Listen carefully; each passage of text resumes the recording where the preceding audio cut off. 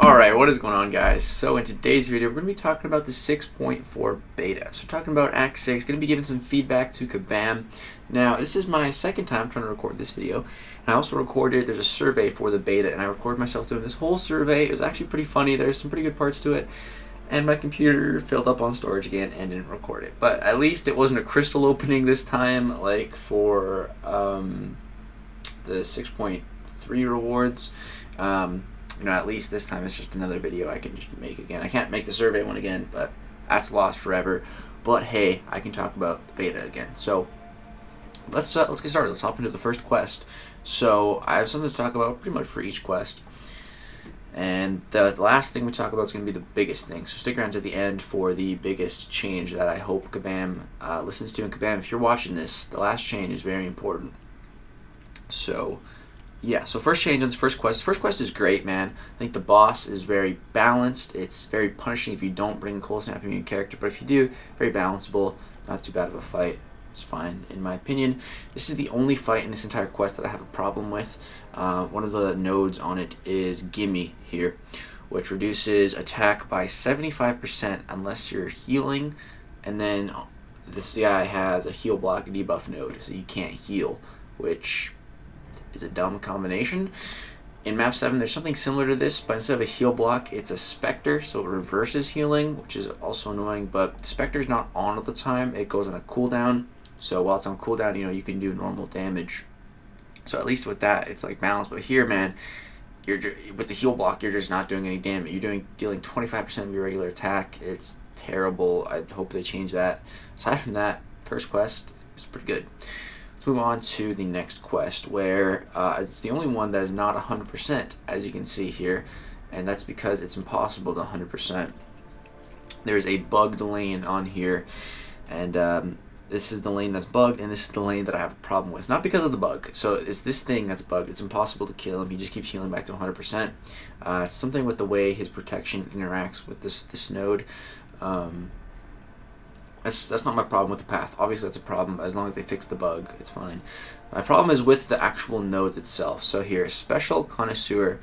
The defender takes 90% reduced damage from all sources except special attacks activated with the attacker has an active prowess effect. Now, this node is just unbalanced. That's the nicest and most professional way I can say it. This is a unbalanced node in Kabam's favor. It's unbalanced for two reasons. The first reason being is that a lot of nodes, they limit what champions you can bring to it. That's what a node is supposed to do, and that's fine. Now this node is limiting champions that have a prowess effect, which there's probably less than 10 in the game that have a natural prowess effect, and not all of them are very desirable to use in Act 6 Chapter 4 level content. And a lot of them you wouldn't want to have ranked up just to do one lane. So already you're pulling from a very small pool of champions. Now there's a synergy that can get you prowess for all mutant champs. If you have Captain America Infinity War and the correct mutant synergy corresponding, you have to have it as a 5 or a 6 star. So if you have that, you can extend this to the entire mutant class. But still, the pool is limited, right? So that's the first problem. Very limited pool for prowess type champions, which if you don't have any of the good ones, this lane's going to be very difficult for you. So that's the first problem, which, if that was the only problem, okay, that's fine. That's not unbalanced, right? There's a node, it's limiting you to a pool, that's what a node's supposed to do. But what a node is also supposed to do is when it's limiting you to use something specific, it should also benefit you for using something specific. Let me give you an example here. With, let's say, Power Shield, you deal 0 damage. Your basic attacks do 0 damage. Doesn't matter if you crit, doesn't matter. You do 0 damage. But your special attacks deal like 300% increased damage. That's balanced. There's a negative that you can't do damage, but your special attacks, they get amped up. With this node, it's not amped up. Your special attacks deal normal damage. The rest deal 90% less. Even if you have a prowess effect, your regular attacks are still not dealing damage. They're dealing 90% reduced. That's unbalanced. That's just unbalanced. One of two things needs to happen here. You need to either give an advantage for using a prowess champion. So maybe an attack multiplier. Give them more damage for their special attacks if they have prowess. Actually, 3 things. I just thought of another thing. The second thing you can do is if the champion has a prowess effect, then their basic attacks deal normal damage and they're not reduced anymore. So one of those 2 things. Or thirdly, give a way to make any champion generate a prowess effect. I think one of those 3 categories needs to happen, or a combination of 1, 2, or all 3 of them, to make this more balanced, because as it is, this is just too much. It's too much, it's unbalanced. And on top of all that, I just lagged, I am Legacy, there's also cornered and clapback on here. So if you're like, oh, I'll just use a damage over time champion, you can't. So yeah, very unbalanced node in this second quest. This whole lane, it's and they put Ebony Maw on here. They put a Void on here. They put a thing on here. They put an Electro on here. Like, it's just too much. That node is just, in my opinion, unbalanced. And also, I was reading in one of the forums for this quest, a lot of people had trouble with this Korg, which is crit me with your best shot and tunnel vision, and I can understand why this would be a problem. I killed this guy on my first try with Ghost. It wasn't too bad with Ghost. I just one comboed lights all the way. It was pretty easy, but not everyone has a Ghost, and if I didn't have a Ghost, I would struggle with this fight. So yeah, this does seem like a bit much for this lane with crit me with your best shot and tunnel vision. Seems like a bit much. Alright, moving on to the third quest. And again, oh yeah, on that quest, I didn't talk about the boss, but the Thor Ragnarok boss, he's good. He's pretty balanced, I'd say. Nothing wrong with him, in my opinion. So moving on to the next quest, this is the Darkhawk boss. So this quest, it's less about the paths and more about the boss. As far as the paths go, they're not too bad. There's one lane where is it? Is it this one? No. It's this one, where the attacker or the defender has 300% power gain and special bias, so they throw a special 3 first, and then a special 2, then a special 1, unless you have like a taunt or something to change that. This lane is a little bit much with triple power gain. I'd say maybe take it down to double power gain, or yeah, I don't know. That lane seems like a little bit too much. And there's also a lane that has, is this it? No. Is this it? No. Is it this one? Yeah, Stunning Reflection. So at the start of the fight, the defender receives a permanent stun shield. When the shield is active, the defender can't be stunned. Every time a stun is attempted, the attacker is stunned instead for 3 seconds. The shield will go into cooldown for 8 seconds if the defender is inflicted with either poison or incinerate. While this cooldown is active, the attacker gains 4% attack rating. This node's a little annoying. I don't know. It's a little annoying. But yeah, I don't think it's too crazy. And then here we get to the boss. This is by far the hardest boss, not counting the Grandmaster because we don't know what he's like. This boss is insane. I managed to get a solo on him after a few attempts with Human Torch with pre-fight, but it is, wow, this fight is hard, man. Look at all these nodes on here. Look at all of these nodes. Darkhawk at his base is already a very difficult defender. He's got a lot going on. Every time you throw a special at him or a heavy attack, you knock him down. You trigger his armor type phase, and he has 100% chance to auto block you. And if you hit his block, you take direct damage and all this stuff. Like, he's got a lot going on at his base, and with all these nodes, man, it's pretty crazy. So at least at the very minimum, take away spiked armor, because spiked armor makes this fight less about skill and more about just BS. Because, oh, you take damage for dealing damage. You hit him, oh, you take damage. You're playing well, you're playing around his abilities, oh, no, you take damage for critting, or for dealing damage. It's, yeah, taking physical damage back, it's just, that's not fun. That's not a skill-based node at all. Get that out of here. And just at least, at the very minimum, do that. There's still a lot going on. Still a very difficult fight even without that. But it's more skill-based. Because without, as it is right now, without Human Torch, I don't even know if I could get a solo with another champion. I can't even think of another champion that could do it. Human Torch, just, he's a god. So yeah, I don't know. It's a pretty crazy fight, man. It's a pretty crazy fight. I was really proud of the solo when I finally got it. It took me a few tries. Alright, but yeah, so that made that Darkhawk boss. He's definitely the hardest boss. Moving on to the next quest here, we got the Captain Marvel boss. She is probably the easiest boss as long as you bring a good counter. If you bring a Mystic Champ, you deal. She takes extra damage for getting hit by Mystic Champs, so it's just bring a Mystic Champ and you should be alright. If you bring like a Doom, a Claire, Sim Supreme, bro, you're golden. Really, really easy fight. As far as the lanes go, there wasn't anything too bad here. This diss track was a little annoying.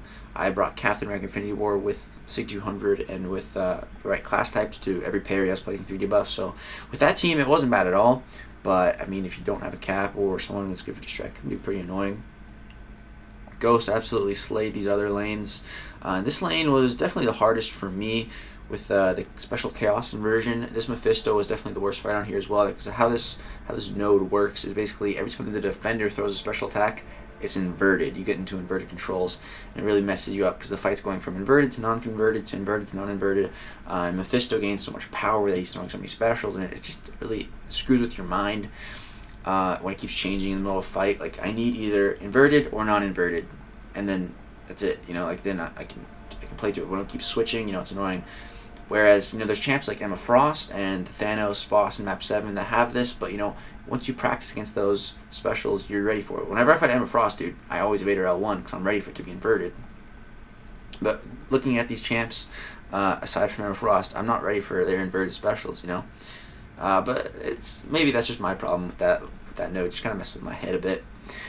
But yeah, that quest is fine. Moving on to the next one, the Hydra Adaptoid. This boss is pretty fun. He's definitely not too bad.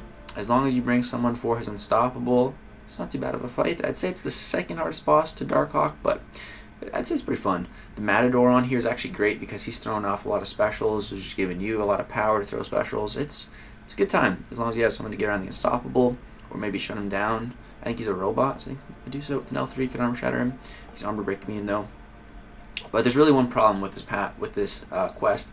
It's this lane here. So that's gonna sting. This defender takes 90% reduced damage from all sources unless suffering from a power sting effect. Additionally, the potency of the attacker's power sting effects are increased by 300%. So this is really annoying. This is a really annoying node, and it's similar to the Special Connoisseur where it's kind of unbalanced because there are not a lot of champions that have power sting effects. But at least if you bring someone that does, you know the power sting is increased here. But it's pretty much Reed Richards or bust for this path. If you don't have a Reed Richards, this path is going to be really, really tough. I mean, there's Wasp and Emma Frost who are decent power stingers, but they're not. I mean, I think you get it on Wasp's L2, and I'm not even sure. I think it's Emma's L1 you get it. But with Reed Richards, this path wasn't bad at all. But if you don't have those characters, like, bro, good luck trying to use Yellow Jacket on here or something. So I think maybe tone it down from 90% to maybe 50%. Be a bit more attainable. Yeah, it's pretty crazy still. It's pretty stacked. Like, if you don't have Reed Richards, you're kind of screwed. Luckily, I have him, and it wasn't too bad. Now, this is the point of the video that I want you all to pay attention for. This is the most important part of the video. Actually, not quite yet. Let's talk about this quest first, and then we'll get there. As far as the paths go, this one was a bit much with Rage and Life Cycle together. Both of these nodes can make a lane pretty difficult, just as is, and pair them up, bro. It's pretty annoying. It's pretty annoying, for sure. I don't know. Aside from that, nothing else was really too crazy here. 6 paths on here, but yeah, alright. So this is the important part of the video. Kabam, for listening. Please pay attention to this. It's my biggest feedback for the beta for Act 6 Chapter 4. And so right here, as you can see, this is a skill symbioid. This is a placeholder for the Grandmaster. So the Grandmaster is going to be right spank in the middle there. And there's 6 paths leading up to the Grandmaster. So that means you have to kill the Grandmaster 6 times. And you have to go through a long, grueling path each time before you fight him. Now, this sucks. This sucks. So there are 2 sides to this coin. So this is what Kabam wants, right? Now there's a lot of people in the beta and just that I've heard that let's call it just the community. What the community wants is this. It's this. So this was the nameless Thanos uncollected boss. This is the entire quest. This is it. 9 energy to get there, and that's it. It's just the boss. So this is what a lot of people were hoping for with the final boss of 6.4, and this is what they wanted, because this way, you don't have to go through a long, grueling path, then get to the Grandmaster. You also can just go to the Grandmaster right away, practice on him a bit, get good at the fight, and then, without having to waste a whole bunch of units on revives, potions, once you get good at the fight, and then you can really go hard at it, and, it makes sense. This is cool. It's a cool idea. It's fun. So this is what the community wants, and this is what Kabam wants. So I look at it as like this, a spectrum. So let's say Kabam is here, the community is here. My goal is to bring them together. It's for a compromise here. That's what I'm going for. Will this compromise make each party ecstatic? Aesthetic? No, that's not right. Ecstatic. Yeah, that's right. Will it make them really happy? No. Will it appease each side? That's what my hope is. So I am suggesting something extremely simple here, and it's been in the game before. All I suggest is this. It says Act 4 Venom, where it's a big quest. There's lots of lanes. It goes all over. The paths can be whatever Kabam wants. But at the start, you have the option to go right to the boss. And there are linked nodes on this Venom. I'm not advocating for linked nodes on the Grandmaster. I hope there's no linking nodes on the Grandmaster. That was too much for the 6.2 champion, I think. Some of them, no retreat. So I'm not advocating for linked nodes, but I'm advocating for this. So, this way, the community wins and Kabam wins. Because Kabam gets their 6 paths. Technically, it could be 7 paths. You have to defeat the Grandmaster 7 times instead of 6. But this is alternatively so much better for many reasons. Because Kabam, please do this. It's going to make the players so much happier. With the collector, you have to go through so many quests to get to him, or so many paths, to get to him. You messed up there. You messed up. The collector was a crazy fight, and people were mad about it. People are still mad about it because it's so difficult to solo. And the Grandmaster seems like it's going to be a hard fight, which is fine. I'm fine with it being a hard fight. But make it so that players can practice this fight. You need to get good at it if you're going to make it really difficult. So I don't have to go through a whole entire path just to get there. What this will also do is, so one, it'll let players much easier practice, right? To get good at the fight, but it'll also make for an initial completion of Act 6 a lot easier, because I'm sure the Act 6 rewards are going to be great, right? Just for doing one run through of each quest and all of Act 6, rewards will be phenomenal, I'm sure. So, you get to the end, you get to the final quest, you don't want to do another long path. You're almost out of units, man. You don't want to buy another Odin to finish it. Just boom, go right to the boss, practice it a couple times, boom, you start to get the feel for it, then go for the kill, right? So that's really what I'm hoping for. Kabam does this. This way everybody wins, and literally all they have to do, if you zoom in right here, add one little line, one tiny little line connecting the teleporter to the boss, and then you start the quest, you roll up, you can either teleport to one of the 6 paths, or you can just go click on the boss and boom, you can fight him. Literally that easy. Add one little squiggly line and you're done, and you make so many people happy, and you keep building the trust with the community. This way everybody wins, Kabam. You get money in your pocket from people still spending on your Grandmaster with all these other paths that they got to do to get there, but you make people happy because they can practice the fight and they can get their initial completion of Act 6 done much easier. So guys, that is my feedback for Act 6, Chapter 4. Kabam, I hope you listened. I hope you take what I said into account. And if anything, the special connoisseur lane and this Grandmaster change. Just make this one tiny, it's literally this big of a change. You just add one little line and you're done. That's it. That's all it's going to take you.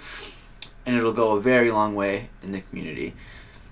That's going to do it for this video, guys. Let me know what you thought of my opinions on the beta. If you would like anything changed, if you agree, if you disagree, go ahead and let me know down below in the comments. Drop a like if you agree with the Grandmaster thing, though. Let's hopefully get this video. If you like this video, it'll get shared more on YouTube. YouTube will push it out to more people. hopefully we can get the whole community rallied around this idea so that you can just go right to the Grandmaster for one, and still there's paths for Kabam. So yeah, dropping a like really helps to get the video out there. Subscribe if you like to see more content. Thanks so much for watching. Peace out.